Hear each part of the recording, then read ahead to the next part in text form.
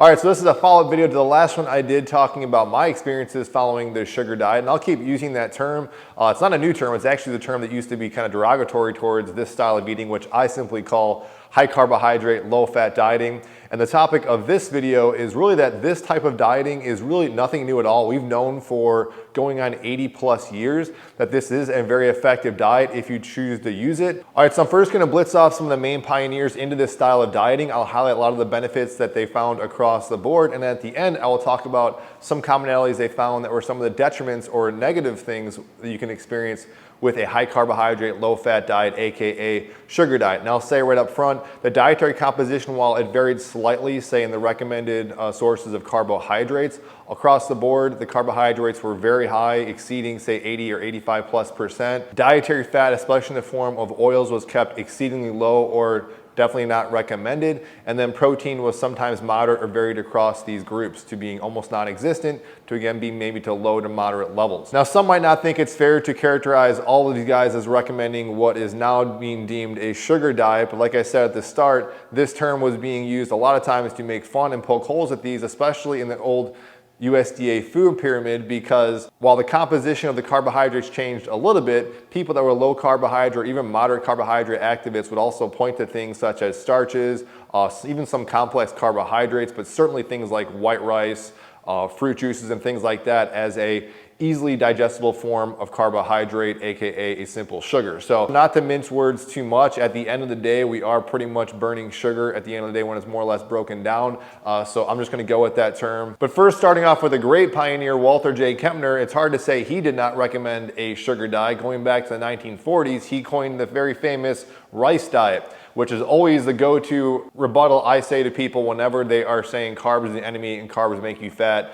His biography and his history and what the diet did is extremely fascinating. If you guys have never looked into it, I encourage you guys to do that. It is a great read. It is important to note up front though, this diet Walter Kempner did not do himself, and apparently was only recommended to those people literally almost on death's door as a last resort. What this diet encompassed was white rice, fruit juice, table sugar. He treated primarily malignant hypertension, kidney disease, and diabetes, and of course weight loss. From what I read, he had his own little clinic that you could kind of check in yourself. I think there were some famous actors at the time who would check in. There was a famous story with the actor Buddy Hackett who would go around, and after they would do urine samples, he'd sprinkle salt outside people's doors to get Walter Kempner all upset because he had a notorious attitude for people and very low tolerance for people not following the diet because he believed in it so firmly. And that's because when they did follow the diet, and many people would actually call him out on this, the results are very fascinating and were pretty much dead on. You'd find people reducing blood pressure, they would lose a lot of weight, kidney damage would be reversed, diabetes would be reversed, ironically through such high carbohydrate consumption.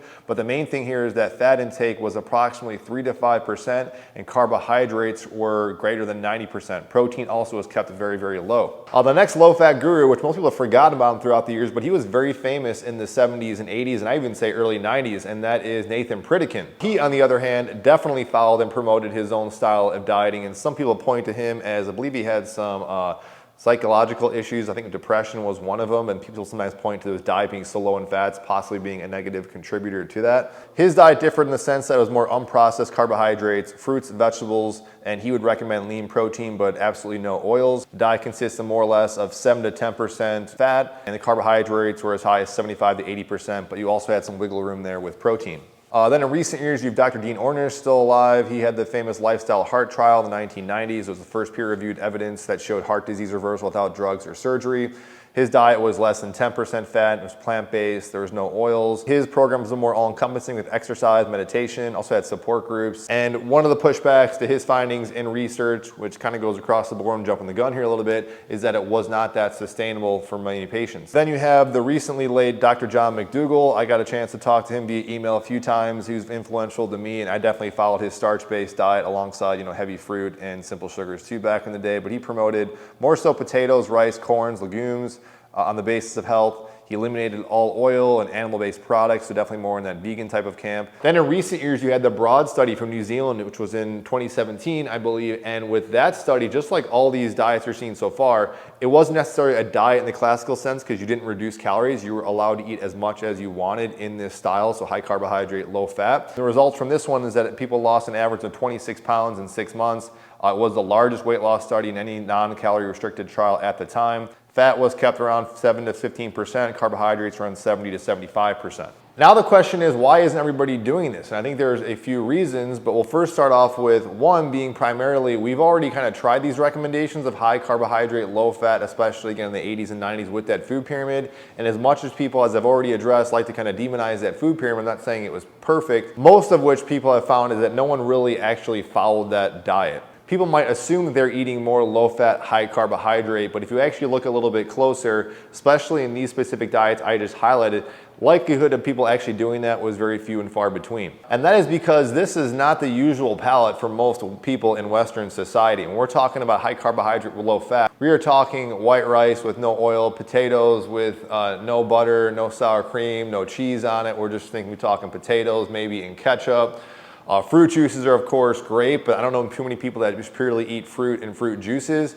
And some of this kind of leads me into, aside from just actually following and understanding the diet, is I think a lot of people are still very apprehensive to even consuming food this way. When you first start posing this question, aside from just the appetizing nature of the diet, if they start understanding that, I think some people are just apprehensive to just even consuming that vast volume of food. Because one of the great things that these advocates and studies found is that you do not have to count calories. You can eat essentially as much as you want. Now, I'm not going to get into the physiological mechanisms because I think there's actually a lot of them. I've heard some people kind of explain in a way. I think there's more than one. I like to kind of go to the more of the simplistic approach that people are likely are creating more of a caloric deficit, kind of tricking or hacking themselves into that by nature of consuming this much volume. There are some other things going on along with this, no question. But the point is, I don't think people will fully either understanding and or adhering to the high carbohydrate, low fat diet to begin with. The biggest flaw or potential con in this style of eating, and we've already kind of addressed it a little bit here, is that it is found throughout these studies to be not that sustainable. Going back to Walter Kempner first, he was literally notorious for corporal punishment for patients that did not follow his orders. They were on strict supervision, and that wouldn't be necessary if it was such an easy diet to follow. And that is because it is such a radical shift in what we're used to eating, especially when you're out and about with eating things that are processed foods that tend to be not just high carb, but also high fat, our nature of our just westernized culture and how we kind of consume food. Now, what I found worked for me, and I can go into a lot more detail in my experience, but to be brief here, is that in the morning and also afternoon, I didn't really crave heavy starch-based things anyways, so it was a lot more kind of fast digesting fruits or even things like cereals. But then at nighttime, eating with my wife, she didn't always want to eat with like this, and sometimes I would be working late or I'd be in grad school, so I would come home and she would literally have a bunch of potatoes for me in the oven, and then I'd have more of a starch-based meal, say with like ketchup or something like that. But the issue was that I still like to kind of eat normal, and so when I eat with my wife, that would be kind of like the break in the day and way of kind of finding this middle ground. And that seems to be what people are doing with this sugar fasting mentality based on what I'm reading, is that some people are going days just eating this way or a couple days or two. Or they would do this sugar fast throughout the earlier day, and then at night they'd have like a normal meal here and there. So in summary, I think at the end of the day, just like everything we know so far about all these various diets, and I'm not outside the context of health because that's all definitely an important variable, is that the most important thing that really matters with sticking with any diet is that you can adhere to it and stick to it long term. We didn't get into like the low protein aspect of it because I think there are some negative things with it, at least that I found personally when I was doing this for a period of time. If you want me to get into that, I certainly can. Let me know your thoughts and opinions about this, and I'll see you guys on the next one.